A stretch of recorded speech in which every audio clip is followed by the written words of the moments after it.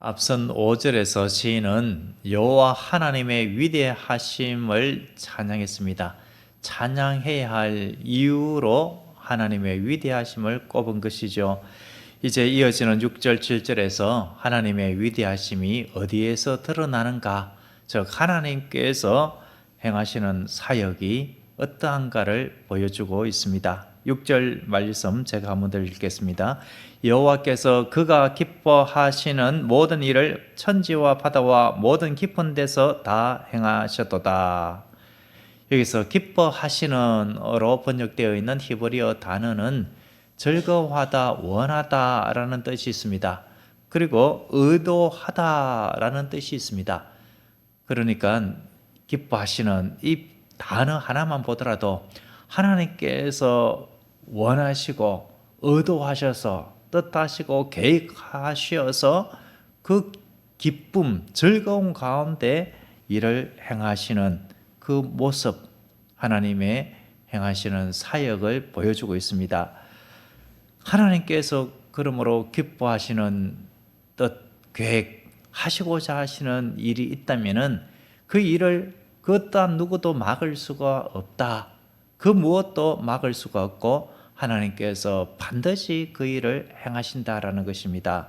하나님께서 일하시는 영역은 어디로 표현되어 있습니까? 천지, 하늘과 땅, 그리고 바다와 모든 깊은 곳입니다. 즉 온 우주 만물과 자연 세계, 그리고 사람의 손이 미치지 못하는, 닿지 아니하는 영역까지도 다스리고 주관하고 계신다. 하나님께서 일하신다라는 것을 표현하고 있습니다. 7절은 이 사실을 더욱 구체적으로 표현합니다. 7절 우리 같이 한번 더 읽겠습니다. 시작. 안개를 땅 끝에서 일으키시며 비를 위하여 번개를 만드시며 바람을 그 곳간에서 내시는도다. 안개, 비, 번개, 바람, 이 자연 현상들은 고대인들의 경배의 대상이었습니다. 이런 것들을 경배하고 신으로 섬겼죠. 왜 그렇겠습니까? 인간의 손이 미치지 못하는 영역, 인간의 통제권을 벗어난 영역이었기 때문에 그렇습니다. 그런데 시편 기자는 이 모든 자연 현상이 하나님의 손 아래에 있다, 하나님의 곳간에서 나오는 것이다 라고 표현을 하고 있습니다. 요즘 과학기술이 아주 발달을 했죠.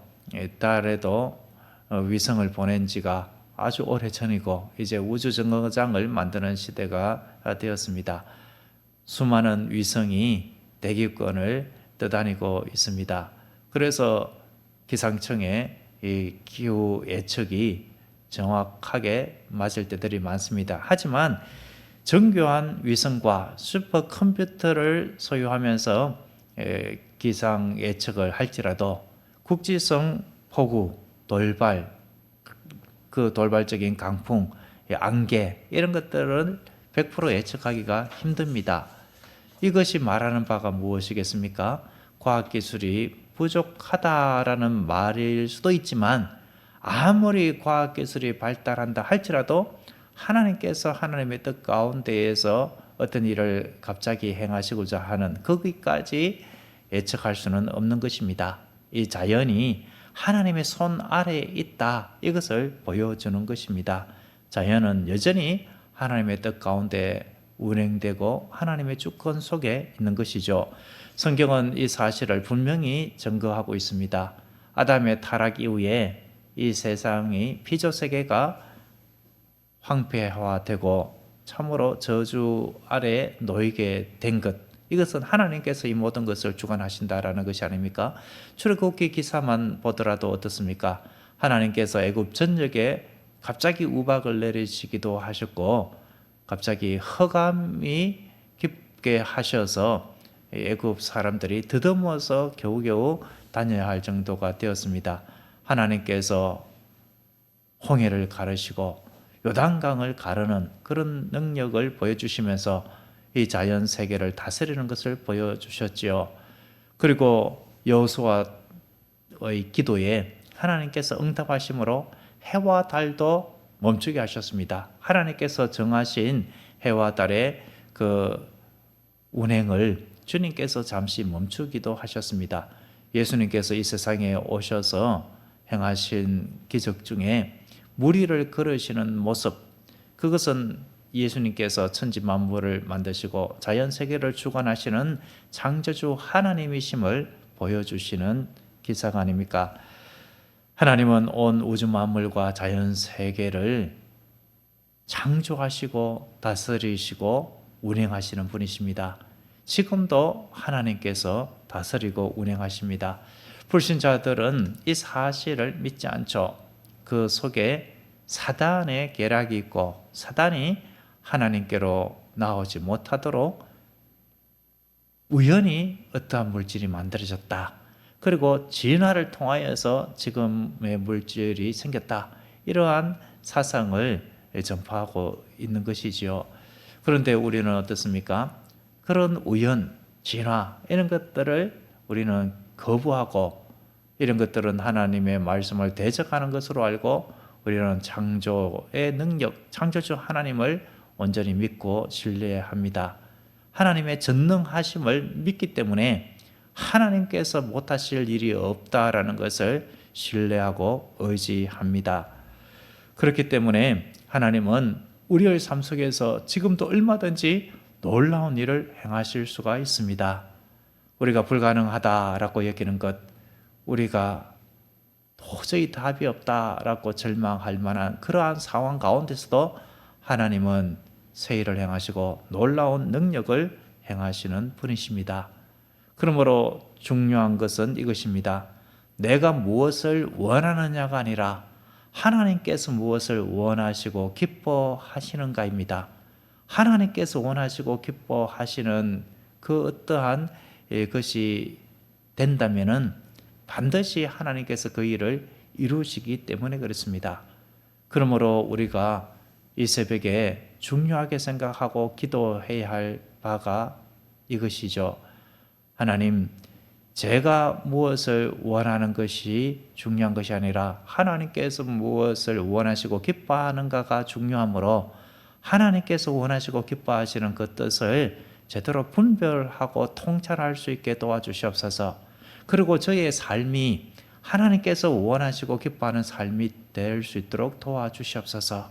제가 원하는 뜻을 이루는 것이 아니라 하나님의 뜻을 이루기를 원하오니 제가 드리는 기도도 하나님의 뜻을 따르는 기도가 되게 하여 주시옵소서. 하나님의 뜻대로 기도하지 아니하는 것이 있다면 하나님 제 뜻을 꺾고 하나님의 뜻이 이루어지게 하여 주시옵소서. 여러분 어떻습니까? 이러한 기도대로 우리가 살아간다면 우리의 하루하루의 삶은 하나님께서 기뻐하는 삶이 될 것입니다. 그리고 우리의 기도도 하나님께서 뜻하시고 원하시고 즐거워하시는 계획 속에 있는 기도가 될 것입니다. 그러므로 우리의 삶을 통하여 하나님을 기쁘게 하고 우리의 기도가 하나님의 기쁨이 된다면은 이제 우리의 기도는 우리가 할 수 있는 영역을 벗어난 하나님께서 반드시 해야 하시는 그 영역이 됩니다. 하나님의 그 하시고자 하시는 의도하시는 일이 되어버리기 때문에 하나님께서 반드시 역사하시고 이루신다라는 말씀이죠. 어떻습니까? 이 영적인 비밀, 하나님께서 행하시도록 하나님께서 반드시 응답하시도록 하는 그 기도, 이러한 기도 속으로 들어가기만 한다면 다시 말해서 우리가 이러한 삶을 살아가고 우리의 기도가 그런 기도가 되기만 한다면 우리 교회는 하나님의 전능하신 능력, 온 피조 세계를 다스리시고 인류 역사와 생사 화복을 주관하시는 하나님의 전능하심을 보게 될 것입니다. 그리하여 우리의 신앙은 살아있는 신앙이 되어서 하나님의 위대하심을 전가하며 하나님께 영광 돌리게 될 줄로 믿습니다. 기도하겠습니다. 창조주 하나님 아버지, 하늘과 땅과 모든 자연을 다스리시는 주님의 주권을 찬양합니다. 오늘 우리의 삶과 기도가 주님의 기쁨이 되게 하시고 주님의 뜻에 순종하며 살아가게 하옵소서. 예수님의 이름으로 기도드립니다. 아멘.